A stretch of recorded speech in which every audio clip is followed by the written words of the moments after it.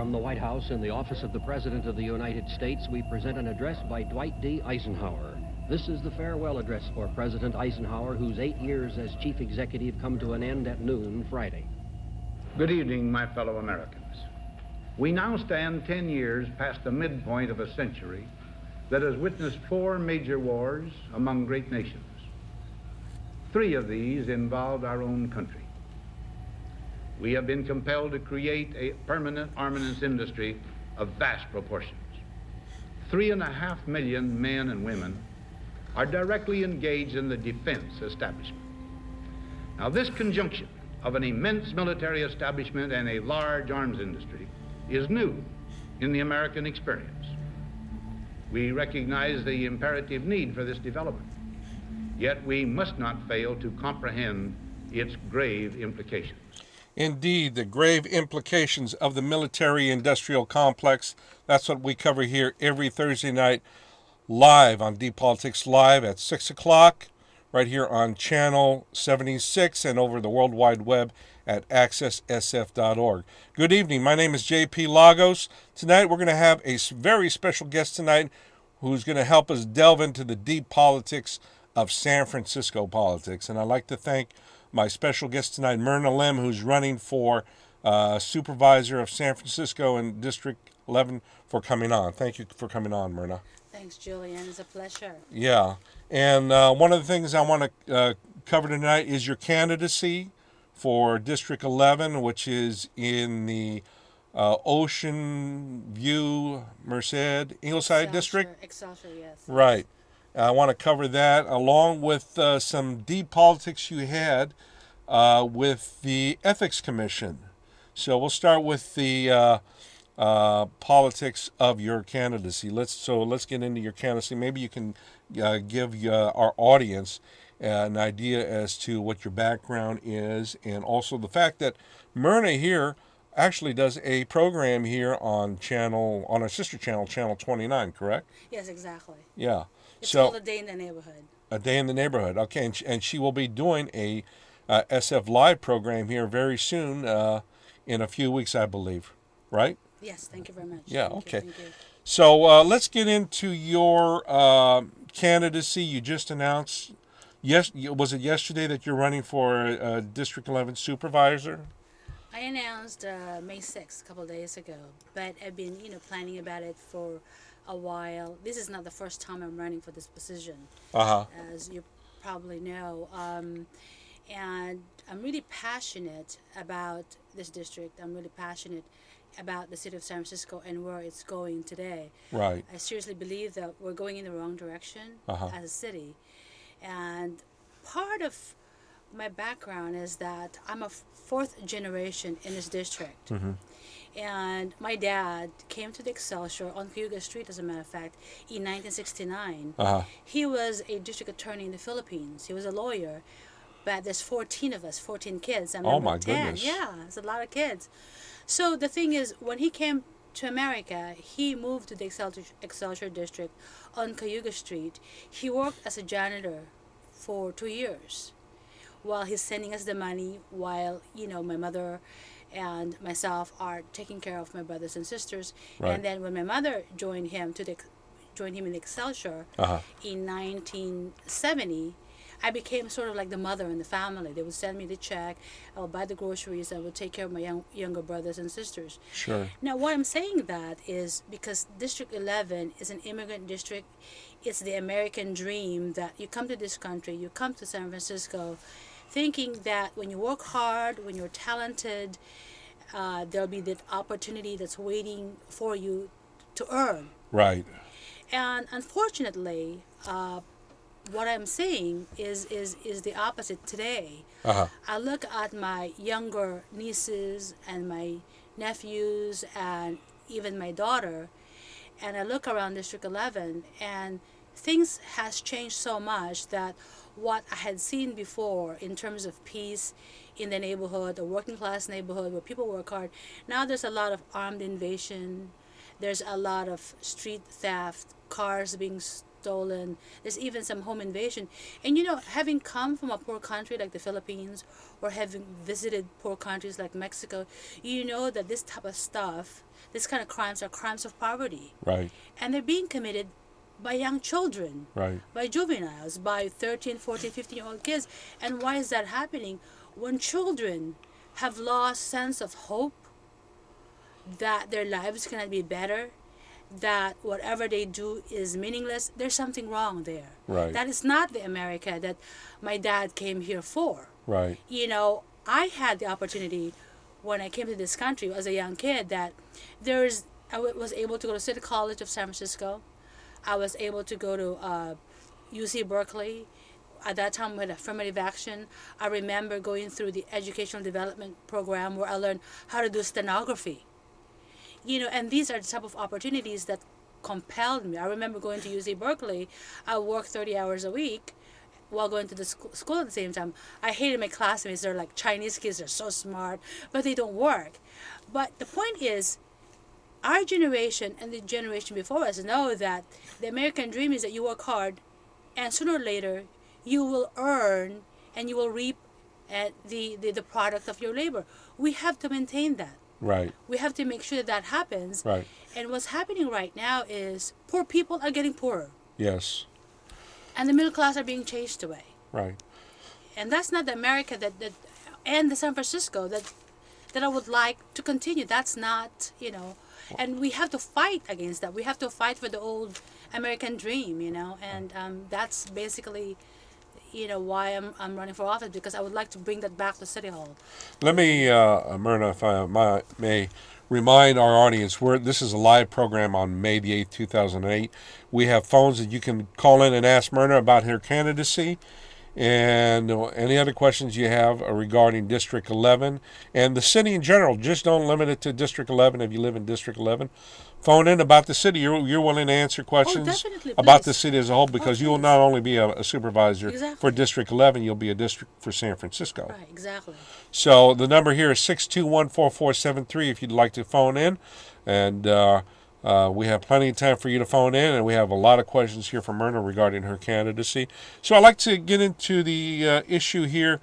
You mentioned you want to see San Franciscans fulfill the American dream. Exactly. And the fact that the middle class is being squeezed out of San Francisco. Being chased away is more like it. Yeah. Right. And what is your solution to the middle class being squeezed out, the working class? Yeah. The government has to stop getting into people's pockets, bottom line. Here's what we have. When Willie Brown, in his last year of office, the budget was $4.7 billion. Today, our budget is close to $7 billion. You're talking about close to a 50% increase Right. in budget. And if you look at where that money is going, 2/3 of it is in payroll. Payroll, right. But what you're looking at on the budget is you have a humongous amount of overtime. I wrote an article, Right. you know, about the kind of salaries we are seeing in City Hall. Right. I wrote an article for theexaminer.com then, and it's still in my blog today. I said, get rich quick, join City Hall. Right. There's 8,185 city employees who make over $100,000 a year, and that's just base salary. Right. That doesn't include benefits. And the top city employee is not the mayor in terms of salary. It's a nurse, actually. a nurse. So I thought it was the Muni chief, it's Nathaniel Ford. It's actually the Muni. Here's what happened. The controller's office I asked them actually to do a report as to, who are the highest, ranking or biggest money makers for the city of San Francisco. So there's two top people. One is, of course, Nathaniel Ford, who is the executive director of Muni. Right. His base salary is $368,000. That's base salary. Yes. But he gets annuities of like $92,000. Plus, he gets benefits, which is like a third of the salary. Uh-huh. So if you're looking at 368 times 30%, you're already over $400,000 there. Right. Plus, he gets a free car, city car. Plus, he gets an expense account. Plus, he gets an interest-free loan on the house because he had to relocate from, I believe, Atlanta, Georgia, right, to San Francisco. So the guy makes as much, if not more, than the president of the United States. Right. And yet, we had to fight for against parking tickets increases. Well, not only that, ladies and gentlemen, we have to fight just to get on a system that's constantly overcrowded. And I'm talking about the Muni public transit system. Exactly. It's constantly overcrowded, and it's constantly breaking down. Exactly. And here we are, as taxpayers, paying somebody close to $400,000 plus Right. all these other benefits, Right. and we get a failing system. Exactly. And that would be my next question to you. And I want to remind our viewers, you can phone in at 621-4473. My next question is how you deal with a failing transportation system. You know, it's an interesting thing because I know people who are transportation specialists who have done major transit systems worldwide in different countries like in England, in Malaysia, and so forth. And basically, what's going on with the city of San Francisco is that there's a lot of failures at different levels.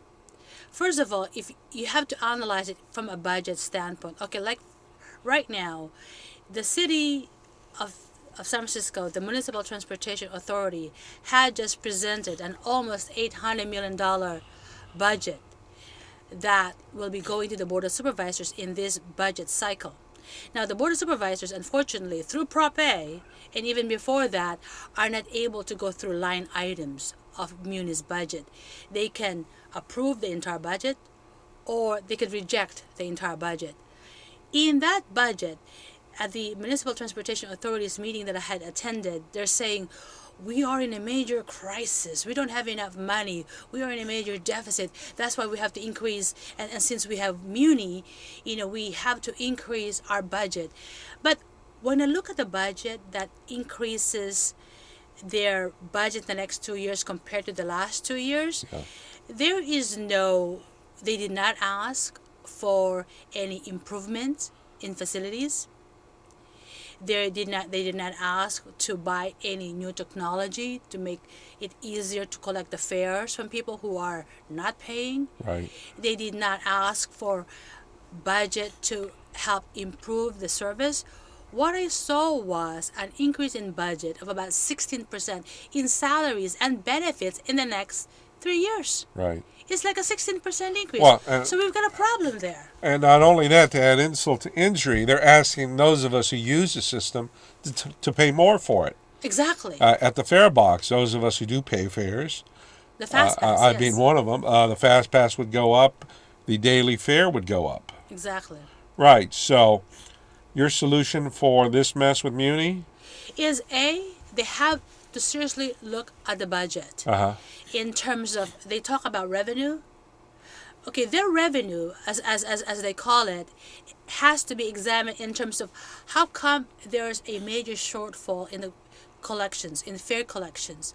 Right now, they're only collecting, from, if I remember it correctly, about 18% of what they should be. That's a very low amount. Right.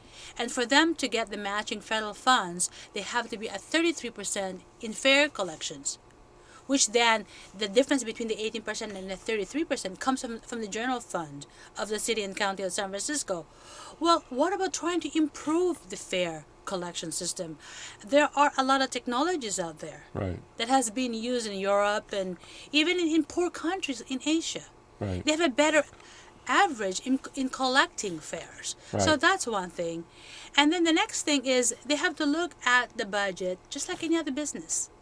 You have your income and you have your expenses. Right. The only time the budget should be increased is if it's going to generate more revenue. And I'm not talking about fines. Those are not revenue. Those are just punishments. Those are just taxes. I'm talking about ways by which you can actually collect monies for goods provided, for services provided. So with Muni, first and foremost, they have to collect the fares. Right. Right. So you think fares are a major issue? Well, fares is a major issue, and secondly, they have to improve the quality of the transportation system itself. Right. In terms of, I've been in Muni where it's really filthy, and they're not supposed to take Muni out of the garage if there's graffiti on it, but I've seen Muni buses with graffiti on them. They have to make it a comfortable situation Right. for everybody to be transported. Like, I love riding BART. BART is comfortable. You sit down, it's fast. You know where you're going. And then with Muni, I've been in situations where I wait for a bus, half an hour, no bus. Next thing you know, there's one bus packed with people. The next thing you know, there's another bus that's half empty or half full, and the third bus is empty. We must be talking about the 29 line. Is that correct? That runs right through your district. Exactly. Yeah, okay. Exactly. Let me get on to the issue. You when we started off this interview, you talked about a district that's basically become crime-ridden. Mm-hmm. High rate of crime, burglaries, even murders. Yeah, it has Unsolved murders. Yeah. What's your solution to bring the crime rate down? Well, first of all, there's a lot of crimes of poverty that are being committed by juveniles. Yes. As a matter of fact, I see reports by the captains there. They're great. They're great guys. I really like them. But, everything comes from the top, right? Paul Chanel from Taraval, I really like him. Very effective. And then I like Dennis O'Leary, the captain there. So I really like... And that's at Balboa? The Ingleside. Ingleside, right. Okay. But I think what's happening is when you have children committing crimes of poverty, crimes against property, you have to figure, what are these kids doing on the street? Why are they there? Yeah. Why are they doing that? But they're not all kids, Myrna, right? Well, a lot of them are like juveniles. They're being committed by juveniles. High school age? High school age, and then also there's a lot of, as far as drug-related crimes, there's a lot of people coming from like the East Bay, Oakland, Hayward. They come to San Francisco to commit the crimes. I mean, they have to come to San Francisco. They have to come to my district to commit such crimes. I think that trying to alleviate the problems have to be taken care of, have to be addressed at so many levels. First, we got to really have a very tough stand on prosecution. Uh-huh. And so is that a criticism that you have... Oops. Criticism you have directed at the current district attorney for not being hard-nosed enough? When I supported District Kamala Harris, as a matter of fact, and at first I was really disappointed in her performance. As far as, especially at the time when there was a cop who was killed, and she didn't, instead of